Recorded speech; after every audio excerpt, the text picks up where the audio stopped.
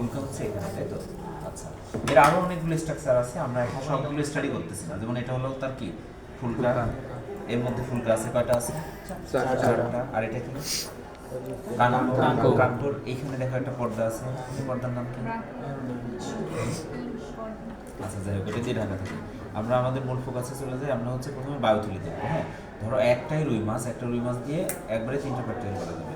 তাহলে যার বায়ুথলি পড়বে তাকে ওই রুই মাছটা প্রথমে দেওয়া হবে, সে এখান থেকে সুন্দর করে যত্ন করে কাটবে। কাশির মাথাটা উপরের দিকে রাখবে, নিচের দিকে রাখলে কি হবে? ভিতরের অঙ্গ কেটে যাবে।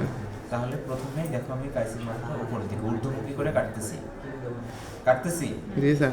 খুব সহজ এবং মজার কাজ এটা, যেটা আজ পর্যন্ত তোমাদের এই বয়সে কেউ কখনো এই মাছটা কাটনি। আজকে আমরা এখানে কাটতেছি, তাই তো? আচ্ছা, মনোযোগ দিয়ে দেখলে সবারকে নিজে হাতে কাটার প্রয়োজন হবে না, কিন্তু সবাই শিখে যাবে, তাই তো?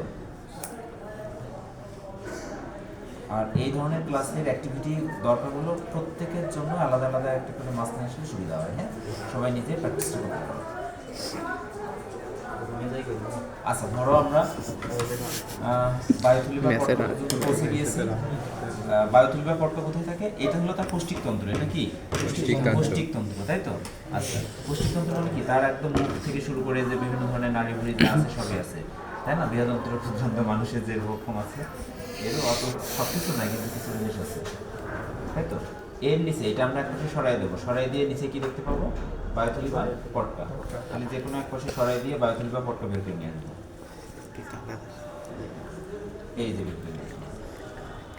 এটা আগে আমরা ওখান থেকে ছিঁড়ে ফেলবো না, ওখানে সংযুক্ত অবস্থায় আমরা দেখবো। এই যে এটা বের করলাম। তাহলে এটা কি বায়ুথলি বা পট্টা? এটা তো সংযুক্ত আছে বডির সাথে, তাই না? একটা নালী দ্বারা। নালীটার নাম কি? নিউম্যাটিক নালী। তাহলে আমরা দেখতে পাচ্ছি এই যে এই সামনের প্রান্তটার নাম কি? পিছনেরটার নাম।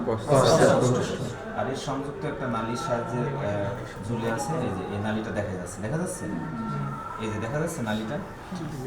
এই নালীটা